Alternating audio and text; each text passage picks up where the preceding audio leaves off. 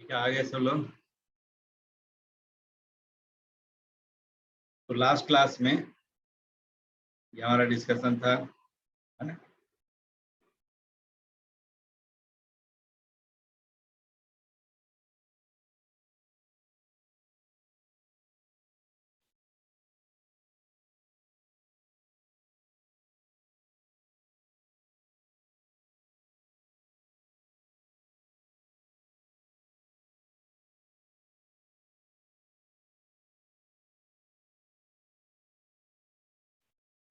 One raise to the power infinity, है ना, ये वाला केस था जिस पर कि हमारी चर्चा चल रही थी। ठीक है, one raise to the power infinity एक बार मैं रिकैप करते हुए चलता हूँ, क्योंकि ये बहुत ही इंपॉर्टेंट कॉन्सेप्ट है और इस पर पूछता ही पूछता है ना। इस पर जो है पूछता ही पूछता है। ठीक है, कि base approaches one and exponent approaches infinity under some limiting condition. तो उसका फॉर्म जो होगा one raise to the power infinity. ऐसे केस में क्या करते हैं, उस फंक्शन को y ले लेते हैं, है ना, y ले लिया जिसका form one raise to the power infinity है। फिर दोनों साइड लॉग ले लेते हैं, क्योंकि पावर में वेरिएबल है, log y gx log fx। फिर हमने fx को 1 प्लस fx माइनस 1 इस फॉर्म में लिख दिया। क्यों? log 1 प्लस x के एक्सपेंशन का यूज करना था। log 1 प्लस x का एक्सपेंशन यही होता है, x के जगह पर fx माइनस 1 डाल दें। ठीक है, x के जगह पर fx माइनस 1, ये एक्सपेंशन हो जाएगी। तो gx इंटू fx माइनस 1 और ब्रैकेट में आ गया है 1 minus of fx minus 1 upon 2 fx minus 1 का whole square upon 3 and so on. ठीक है, तो अब चूंकि as x approaches a fx approaches 1, है ना, fx अप्रोचेज 1, तो इसीलिए ये ब्रैकेटेड टर्म जो भी है उसकी लिमिटिंग वैल्यू हो जाएगी 0, सॉरी 1, 1 माइनस बाकी सब 0, तो 1 हो गया। जब किसी फैक्टर की लिमिटिंग वैल्यू, है ना, किसी एक्सप्रेशन की लिमिटिंग वैल्यू जो प्रोडक्ट में हो उसे वेक्टर कहते हैं। Limiting value finite non zero आ जाए उसे इवैल्यूएट करके बाहर करते रहते। ठीक है, उसे इवैल्यूएट करके बाहर करते, ये आ जाएगा आपका लिमिट एक्स अप्रोचेज dx और इंटू fx माइनस 1, है ना। अब ये खुद इंडिटर्मिनेट है, देख रहे हैं, fx minus 1 will approach 0 and gx was approaching infinity, तो 0 इंटू इंफिनिटी इंडिटर्मिनेट फॉर्म में। तो आप लिख सकते हैं limit x approaches y is e raise to the power, जो भी राइट हैंड साइड में एक्सप्रेशन है वो x approaches a fx minus 1 और इंटू gx। ठीक है, इसको फॉर्मूले की तरह यूज करते हैं, इसे फॉर्मूले की तरह यूज करते हैं। समझ गए? जैसे आपको दे दिया, सबसे बेसिक फॉर्म इसका जो आता है कि limit x approaches 0 1 plus k1x raise to the power k2 upon x। ठीक है, इस तरह का जो एक्सप्रेशन है ये आपका approaching 1 raise to the power infinity, approaching 1, ठीक है, approaching 1 raise to the power infinity.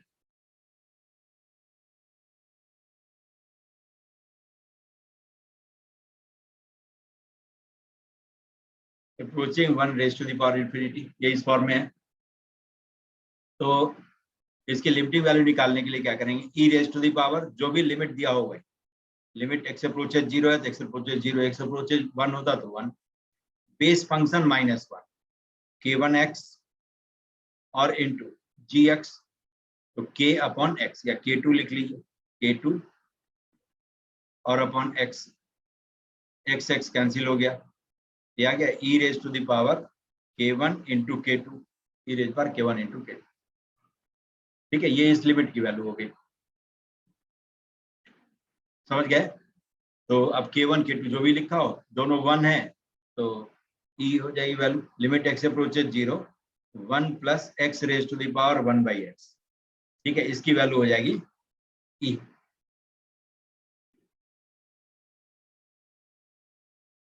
समझ गए?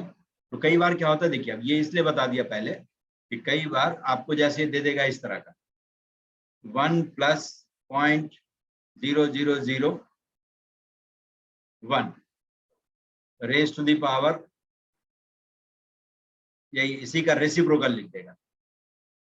कितना जीरो है? 5 जीरो। ठीक है, ये कहेगा इसके ग्रेटेस्ट इंटीजर वैल्यू बताओ। ठीक है, इसकी ग्रेटेस्ट इंटीजर वैल्यू बता दो कि क्या है। समझिए क्वेश्चन क्या है कि 1 + x which x is very small, it's not exactly zero, but it's very small, है ना? तो इस तरह का नंबर हो तब इसकी वैल्यू 2 से ज्यादा होगी, लेकिन जब ये x अप्रोचिंग 0 भी होता और पावर इन्फिनिटी होता तब भी इसकी वैल्यू क्या हो जाती है? ये मतलब 2.72 अप्रोक्सीमेटली। तो इसीलिए इसकी ग्रेटेस्ट वैल्यू कितनी हो जाएगी? 2 हो जाएगी, क्योंकि ये मोर देन 2 है, क्योंकि बाइनोमियल अप्रोक्सीमेशन करेंगे तो 1 + nx है ना, एन नेचुरल नंबर है, तो इतना और इंटू इतना करेंगे तो 1 n + समथिंग कुछ ना कुछ होगा। लेकिन ये जो भी होगा वो मिला करके इसको 3 भी नहीं पार करवा पाएगा, 3 तक भी नहीं पहुंचा पाता है, लगभग इसकी वैल्यू हो जाएगी 2.7। तो इस लिमिटिंग वैल्यू का यूज वहां पर होगा जहां आप सोचते होंगे कि बाइनोमियल का क्वेश्चन है, वहां ये क्वेश्चन लिमिट का क्वेश्चन होता है। कॉम्पिटिटिव एग्जामिनेशन में थोड़ा सा आड़े तीर से चलना सीखना होता है। समझ गए? एक 1⁻∞ है जिसका लिमिट में जो यूज होता होगा, अनलिमिटेड यूज होता है, वो तो होता ही होता है, लेकिन उसके अलावा बाकी जगह पर भी इसका यूज होता है, जो कि इस तरह से है। ठीक, आइए अब देखिए, जैसे कहता है आपको कि limit x approaches infinity x² + 3x + 5 divided by x² - 4x + 7 raise to the power 1 by या रेज पर x।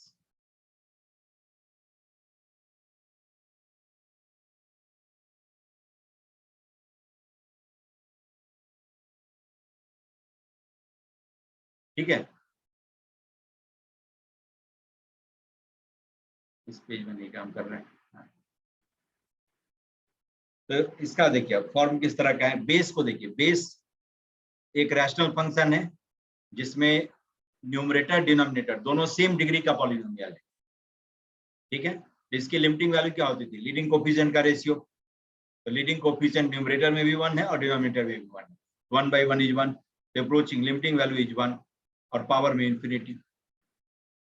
ठीक है, तो e raise to the power, सबसे पहले फॉर्म जरूर देख लेना है, आंख बंद करके लिमिट नहीं निकालना है। e रेज पर लिमिट जो भी है वो x अप्रोचेज इन 0 था पहले, तो 0, अब इन्फिनिटी तो infinity. Base function x² + 3x + 5 divided by x² - 4x + 7 -1, base function -1 और इंटू gx आ गया। अब इसको लिख लीजिए, e raise to the power limit x approaches infinity है ना, 7x और -2 into x divided by x² - 4x + 7। ठीक है, अब इसको x से डिवाइड कर दीजिए, तो लिमिट x अप्रोचेज इन्फिनिटी ये हो जाएगा 7 - 2/x 1 - 4/x और +7/x²। ये आ गया e रेज पर 7।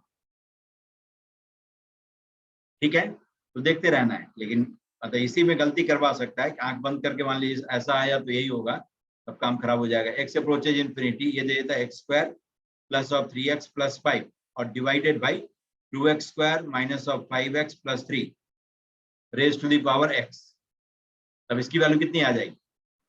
0, इसीलिए कि base will approach half, base की लिमिटिंग वैल्यू हो जाएगी हाफ 1/2 और पावर में इन्फिनिटी है, तो फ्रैक्शनल नंबर रेज पर इन्फिनिटी इज 0, इसकी लिमिटिंग वैल्यू 0 हो जाएगी। तो देख करके बेस मस्ट अप्रोच 1, और इसके लिए जब रैशनल फंक्शन है तो सेम डिग्री का पॉलिनोमियल होना चाहिए और लीडिंग कोफिशिएंट सेम होनी चाहिए, तभी उसकी लिमिटिंग वैल्यू 1 होगी, और 1 रेज पर इन्फिनिटी है तो इसका यूज करना है। ठीक है, अब जरा देखिए, ऐसे ही आपको दे सकता है limit x approaches 1 sin πx/2 ये 1 अप्रोच कर गया, divided by 1 upon x minus 1 का होल स्क्वायर। ये approaching 1 raise to the power infinity है। तो अब इसकी लिमिटिंग वैल्यू निकालने के लिए आप कर सकते हैं e raise to the power, जो भी लिमिट है वही, limit x approaches 1, base function minus 1 sine pi x by 2 minus 1, base function minus 1 और इंटू जी एक्स, तो 1 अपॉन x माइनस 1 का स्क्वायर। क्या गया? अब इसकी लिमिटिंग वैल्यू लिख सकते हैं e raise to the power limit x approaches 1, ठीक है, sine pi x by 2 minus 1 और अपॉन x माइनस 1 का स्क्वायर। आ गया? अब देखिए, चाहे आप तो एल'हॉस्पिटल रूल यूज कर सकते हैं या नहीं, तो जैसे x को 1 माइनस एच या 1 प्लस एच लिख, जो आपकी इच्छा हो लिख लीजिए, 1 माइनस एच। तो as x approaches 1, h approaches 0, तो ये आ जाएगा e raise to the power limit h approaches 0, h approaches 0 और साइन पाई बाई 2, इसको अलग से लिख करके बता दो, पाई बाई 2 और इंटू 1 माइनस एच। इसको आप लिख सकते हैं sine pi by 2 minus pi H by 2 और sine 90 minus theta is cos theta, cos pi H by 2। ठीक है, तो e रेज पर limit h approaches 0 cos pi H by 2 minus 1 divided by H square. आ गया? इसको आप लिख सकते हैं e raise to the power limit h approaches 0। ठीक है, अब आप एल'हॉस्पिटल लगा सकते हैं, या नहीं तो 1 minus cos 2 theta is 2 sine square theta minus 2 sine square pi H by 4 हो गया, डिवाइडेड बाई एच स्क्वायर है ही, तो pi square H square upon 16 लिख दीजिए और पाई स्क्वायर बाई 16 से मल्टीप्लाई भी कर दीजिए। तो साइन थीटा अपॉन थीटा का whole square when theta approaches 0 is 1। क्या गया? e रेज पर माइनस पाई स्क्वायर बाई 8। ये इसकी लिमिटिंग वैल्यू, ये स्कूल में भी आप यूज कर सकते हैं, है ना, लेकिन एल'हॉस्पिटल रूल यहाँ से यूज कर लेंगे तो आप कॉम्पिटिटिव एग्जामिनेशन में सिर्फ लिख सकते हैं।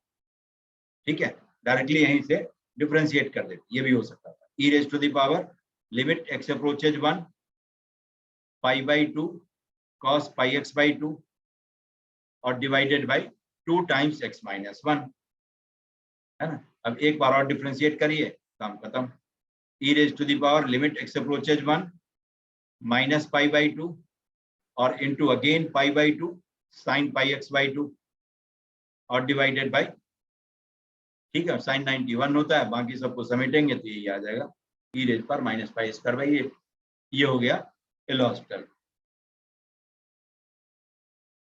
ठीक है, तो दोनों में से कहाँ यूज करना है ये देखकर, स्कूल के लिए बार बार मना कर रहा हूँ, गलती से ये काम नहीं करना है, नहीं तो स्कूल वाले दुखी हो जाएंगे, है ना। हालांकि दुखी होने का रीजन उनका जो भी हो, लेकिन वैलिड नहीं है। ये हो जाएगा, ठीक है। ऐसे ही देखिए, ये आपको दे दिया लिमिट x अप्रोचेस से 0, है ना। ये आपको कहता है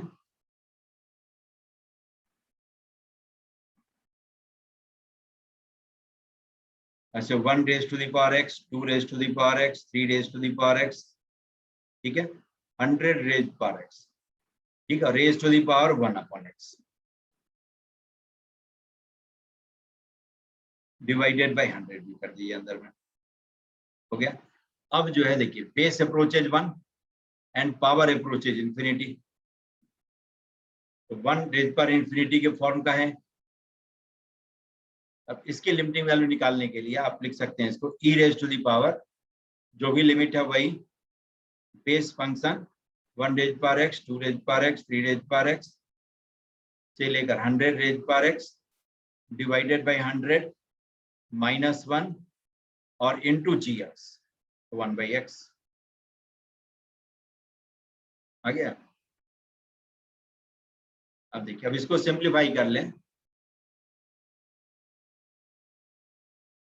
e raise to the power limit x approaches 0, ठीक है, 1 raised to the power x, 2 raised to the power x, 3 raised to the power x, 100 raised power x और minus 100 divided by 100x हो गया।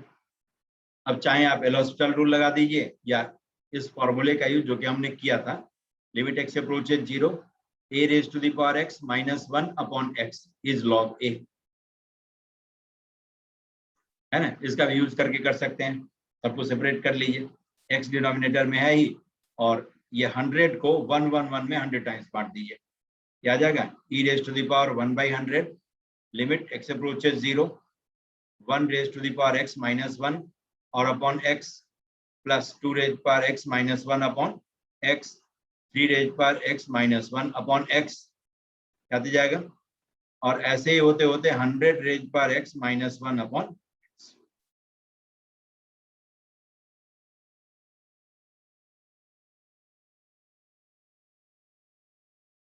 e raised to the power 1 by 100, है ना। ये log 1, log 2, log 3 और होते होते log 100, क्या गया। ठीक है, तो इसको आप लिख सकते हैं e raised power 1 by 100 और log of 1 into 2 into 3 से लेकर के 100 तक का प्रोडक्ट, ठीक है, जिसको आप लिख सकते हैं e raised to the power log of 100 factorial raised to the power 1 by 100, ठीक है। और फाइनली इसको आप लिख सकते हैं 100 factorial raised to the power 1 upon 100, समझ गए। क्योंकि log की ये प्रॉपर्टी होती है कि a raised to the power log p to the base c is always equal to p raised to the power log a to the base c, समझ गए।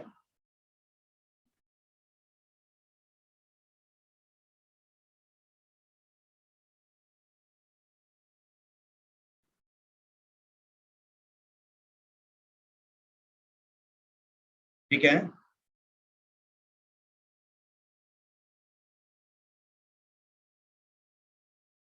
समझ गया इसको।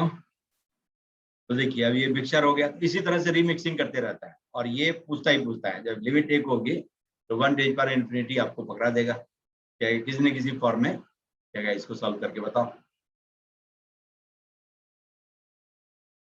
ठीक, ये हो जाएगा।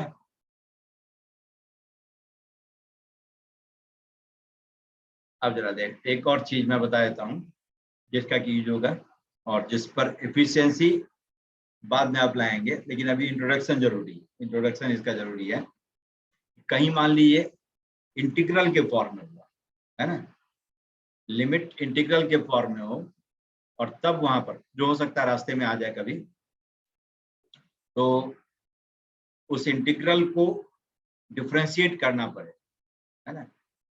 एल'हॉस्पिटल रूल का यूज करते सर, जैसे F x T function of x and T है और डी टी लिखा हुआ है इंटीग्रल में, इसका मतलब क्या है, इसका वेरिएबल टी है, x is constant for that integral, phi x is lower limit of integral, psi x is upper limit of integral, ठीक है। और इसका डिफरेंशियल निकालना मैं कंप्लीट बता देता हूं और सबको एग्जांपल के साथ इलैबोरेट करके, पहले इसको आप लिख लीजिए। ये इसका डिफरेंशियल निकालना है, इंटीग्रल को डिफरेंशिएट करना है और पर्टिकुलरली ये उस केस में यूजफुल होगा अभी से लेकर के जब तक आप पढ़ेंगे तब तक, जब ये फंक्शन इंटीग्रेट होने लायक नहीं हो और तब आपको इसको डिफरेंशिएट करना पड़े, तब भी आप इसको डिफरेंशिएट करते हैं, कर सकते हैं। इसको कहते हैं, इस रूल को कहते हैं Leibniz rule, Leibniz rule of differential under integrals, of differential under integrals, बिना इंटीग्रेट किए हुए इसको डिफरेंशिएट करना, इंटीग्रल सिंबल है ही तो भी इसको डिफरेंशिएट करने का तरीका, ठीक है। यह है Leibniz rule of differential under integral sign और ये कंप्लीट है, कंप्लीट है। पहले पार्ट में क्या करते हैं, जो भी लिमिट है वो लिमिट लिखिए phi x to psi x, और अब इस इंटीग्रैंड का डेरिवेटिव ऐसे डेल लिखते हैं पार्शियल डेरिवेटिव के लिए। इसका मतलब होता है जो वेरिएबल हमने यहाँ पर लिखा उसको छोड़ करके बाकी सब उसका कांस्टेंट हो, एफ एक्स टी, ठीक है, del by del x of f x t, और dt। पहला पार्ट ये हो गया कि इस इंटीग्रैंड का differentiation with respect to x taking t as constant which was variable of integral. Second, integrand में t के जगह पर अपर लिमिट रख देना है और फिर अपर लिमिट को डिफरेंशिएट करके उससे मल्टीप्लाई करना। और तीसरा और आखिरी पार्ट है माइनस लोअर लिमिट पर फंक्शन की वैल्यू और इनटू लोअर लिमिट का डिफरेंशिएशन। ये है complete Leibniz rule of differential under integral. इसने दिया है, क्योंकि आगे जाकर इसका एक्सप्लेनेशन आप हायर मैथमेटिक्स में सीखेंगे। अभी हमें यूज करना है इसका, अभी यूज ही करते हैं। ठीक है, अब ये क्या है, अभी तो हाइपोथेटिकल वर्ड में जी रहे होंगे, बहुत सारी बात समझने की कोशिश कर रहे होंगे। अब मैं इसी को डिमॉन्स्ट्रेट करता हूं थ्रू एन एग्जांपल। तो d by d x of x to x square, ठीक है। और यहां पर मैं एक ऐसा फंक्शन लिखता हूं जिसका इंटीग्रेशन आप नहीं कर सकते, एक्स टी एंड प्लस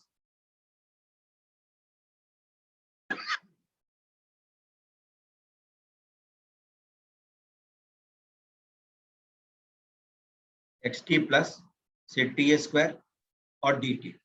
इसको इंटीग्रेट नहीं कर सकते। लीनियर एक्सप्रेशन इन टी होता तब इंटीग्रेट कर देते। जैसे नॉन लीनियर है तो उस एंगल का डिफरेंशिएशन बाहर में होगा तभी इंटीग्रेट कर सकते हैं, वरना नहीं कर सकते। ये नॉन इंटीग्रेबल है। कभी भी इसको साइन को माइनस कॉस नहीं लिखने की कोशिश करते हैं, क्योंकि टी स्क्वायर है, टी होता तो कर लेते।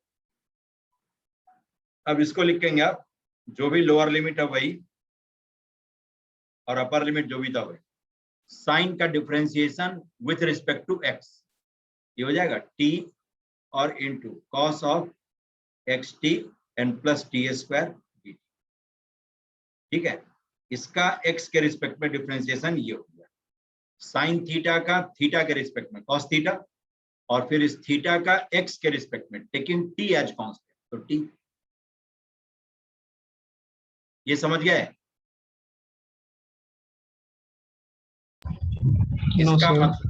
इसका मतलब ये था। ठीक है, पहले पार्ट को समझ गया कि मैं क्या बोलना चाह रहा था वहां पर, कि इंटीग्रैंड का differentiation with respect to x taking t which was variable of integral as constant. ये आपका पहला पार्ट है इस डिफरेंशिएशन का। ठीक है, लिमिट को सेम रखते हुए इंटीग्रैंड को हमने एक्स के रिस्पेक्ट में डिफरेंशिएट किया, हो गया। फिर प्लस, अब देखिए अपर लिमिट पर फंक्शन की वैल्यू, अब इसमें टी के जगह पर क्या रख देना है, एक्स स्क्वायर। देखिए sine of x cube, t के जगह पर एक्स स्क्वायर डालना है, प्लस एक्स फोर और इनटू अपर लिमिट का डिफरेंशिएशन तो 2x, फिर माइनस लोअर लिमिट पर फंक्शन की वैल्यू टी के जगह पर x डाल दीजिए, तो sine of x square plus x square, ठीक है, और इनटू लोअर लिमिट का डिफरेंशियल तो 1 आ गया। इन दोनों का भी मतलब समझ गए? क्या करना है, इंटीग्रैंड में जहां जहां टी है वहां पर एक बार अपर लिमिट डाल देते हैं, टी के जगह पर एक्स स्क्वायर पहली बार हमने डाल दिया और फिर उसको मल्टीप्लाई किससे किया, एक्स स्क्वायर के डिफरेंशिएशन 2x, फिर माइनस टी की जगह पर लोअर लिमिट डालकर X square plus x square और इनटू एक्स का डिफरेंशिएशन हुआ। ये है complete Leibniz rule of differential under integral. ठीक है, इसी में मान ली लिमिट में कहीं कांस्टेंट होता तो डिफरेंशियल 0 हो जाएगा, तो नहीं आएगा, है ना, समझ गए? या इंटीग्रैंड में एक्स हो ही नहीं, सीधा टी प्लस टी स्क्वायर दिया होता तो पहला पार्ट क्या हो जाता, 0, क्योंकि sine t plus t square है तभी इंटीग्रेबल नहीं है, लेकिन उसका एक्स के रिस्पेक्ट में डिफरेंशिएशन 0, तो पहला पार्ट खत्म हो जाएगा इंटीग्रल। तो लिमिट निकालते समय यूजुअली आपको क्या होगा, इंटीग्रल पार्ट नहीं रहेगा, ये हट जाएगा, क्योंकि इंटीग्रल से बचना था, इसीलिए इसको हमने यूज किया डिफरेंशिएशन का। और आगे जाकर के जब इंटीग्रेशन में आप आएंगे तो वहां पर जब डिफरेंशिएट करने की जरूरत पड़ेगी तो ऐसा इंटीग्रल रहेगा, है ना। तो ये इसका कंप्लीट डिमॉन्स्ट्रेशन है। होपफुली तीनों पार्ट समझ गए। Leibniz rule of differential under integral sign का तीनों पार्ट समझ गए या किसी को दिक्कत है बताइए? ये सब कुछ सामने लिखा। सर फर्स्ट पार्ट बता दीजिए सर, सेकंड थर्ड तो आ गया सर। कौन सा सेकंड तक समझ गए? सर फर्स्ट पार्ट समझा दीजिए सर, सेकंड थर्ड तो समझ गए। सेकंड पार्ट देखिए, सेकंड पार्ट मतलब ये है ना सर फर्स्ट पार्ट, है first part, first part, first part, yes sir, first part मतलब ये है ना। इसका मतलब था यस, कि इंटीग्रैंड जो भी है उसका एक्स के रिस्पेक्ट में differentiation taking t as constant. तो साइन थीटा का थीटा के रिस्पेक्ट में क्या होता है? Cos theta. Sine of angle का एंगल के रिस्पेक्ट में डिफरेंशिएशन होगा कॉस ऑफ दैट एंगल। फिर अब उस एंगल का एक्स के रिस्पेक्ट में डिफरेंशिएशन, क्योंकि हमें डिफरेंशिएशन किसके रिस्पेक्ट में करना है? एक्स के रिस्पेक्ट। तो t इंटू एक्स का डिफरेंशिएशन एक्स के रिस्पेक्ट में क्या होगा? t dx बाई dx1, और टी स्क्वायर कांस्टेंट है, उसका डिफरेंशिएशन 0। इसलिए बाहर में जो t दिख रहा है वो t x का कोफिशिएंट था, इसलिए दिख रहा है। अब समझ गए कि नहीं? t by dx of sine x T plus t square, ये निकालना। तो साइन थीटा का इस थीटा के रिस्पेक्ट में होता है कॉस थीटा, और फिर इस थीटा का एक्स के रिस्पेक्ट में तो t n plus 0, t dx by dx1 हुआ और टी स्क्वायर का 0। टी जब कांस्टेंट की तरह होगा, यही मैंने यहां पर लिख दिया है। यस सर, समझ गए? ठीक है। और नेक्स्ट और सेकंड और थर्ड तो आसान है। इंटीग्रैंड में टी के जगह पर एक्स स्क्वायर रखना है, जो वैल्यू है उसको लिख दीजिए, और अपर लिमिट का डिफरेंशिएशन माइनस टी के जगह पर लोअर लिमिट एक्स रख दीजिए और लोअर लिमिट का डिफरेंशिएशन, खत्म। ये हो गया आपका Leibniz rule of differential under integral है, इसका कंप्लीट डिमॉन्स्ट्रेशन।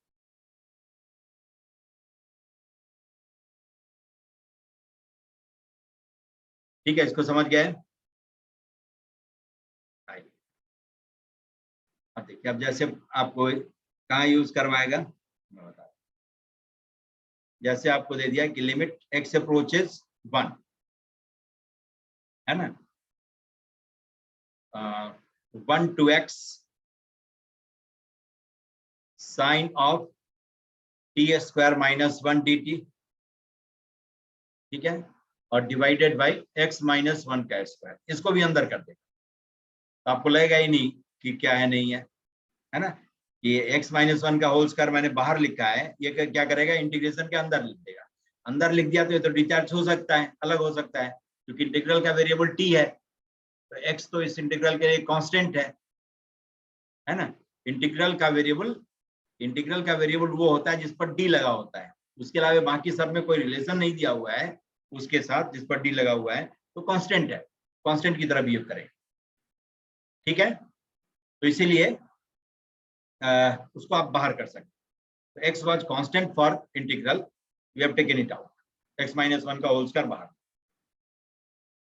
अब जरा देखिए, अब इसको आप लिख सकते हैं। अब पहले इसका फॉर्म देख लीजिए क्या है। x की जगह पर 1 डाल दीजिए, तो 1 to 1 किसी भी फंक्शन का इंटीग्रेशन क्या होगा? 0, है ना। समझ गए?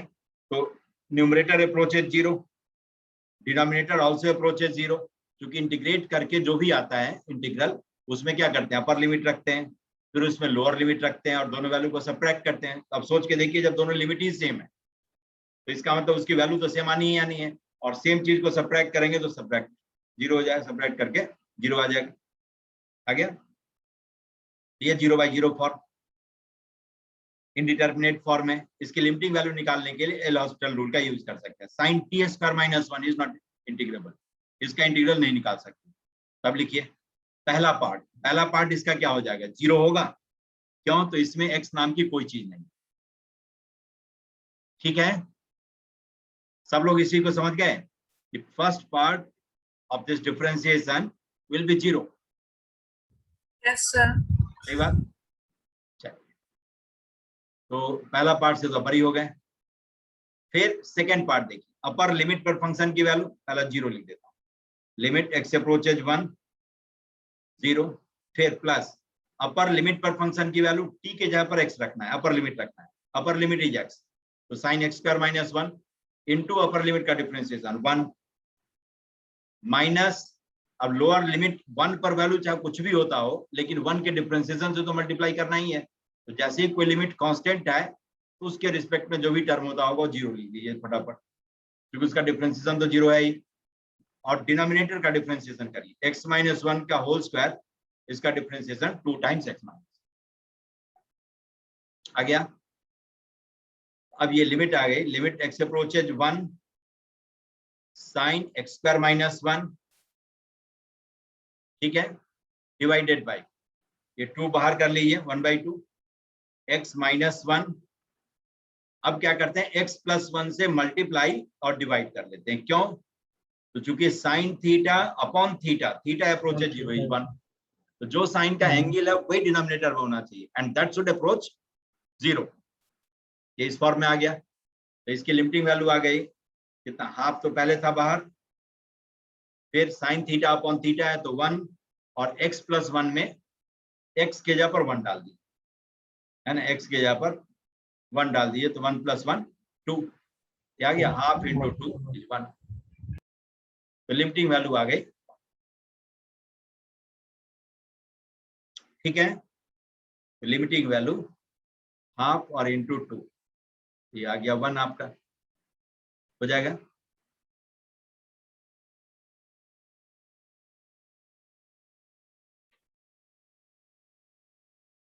ठीक है, तो ये है आपका Leibniz rule of differential under integrals है, इसका एप्लीकेशन,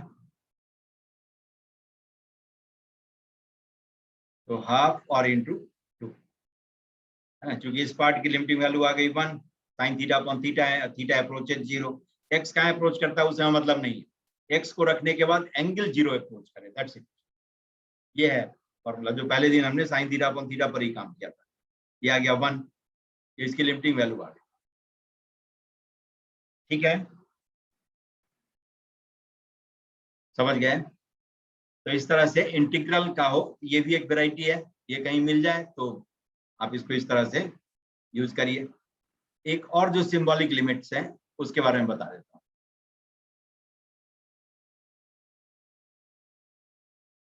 ठीक है, क्योंकि कॉन्टिन्यूटी में लिमिट की ही जरूरत होती है, इस पर जितनी पकड़ रहेगी कॉन्टिन्यूटी अपने आप भागते रहेगा, क्योंकि एक पॉइंट पर अब सिर्फ वैल्यू निकालते जाना है, भागते जाना है, तो कॉन्टिन्यूटी आसान हो जाएगी, कॉन्टिन्यूटी हो गई तो डिफरेंशियबिलिटी आप आसानी से कर सकते हैं, है ना, यही सीक्वेंस है इसका। तो लिमिट जैसे आपको कह देता है कभी x अप्रोचेज 0 और सिंबॉलिक फंक्शन दिया हुआ है fx माइनस f2x, है ना, और प्लस f3x, ये दे दिया, या 2 टाइम्स ऑफ f2x और अपॉन x स्क्वायर, कहता है इसको इवैल्यूएट करो if f is twice differentiable function, twice differentiable function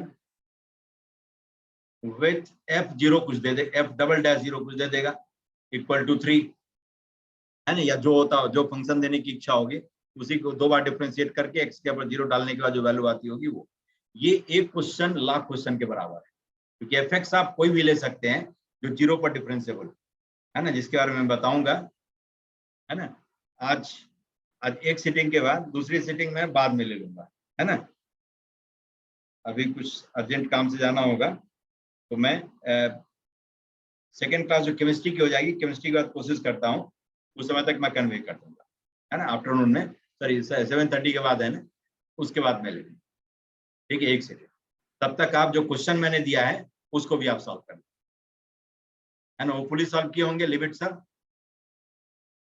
yes sir, Yes, sir. है ना, हाँ, उसमें जो दिक्कत होगी वो भी पूछ लीजिएगा, और फिर मैं और आगे का काम करवाता हूँ और आगे क्वेश्चन भी दे दूंगा, है ना, या हो सकता है तुरंत ही मैं कुछ क्वेश्चन भेज दूं, उसको भी करिए।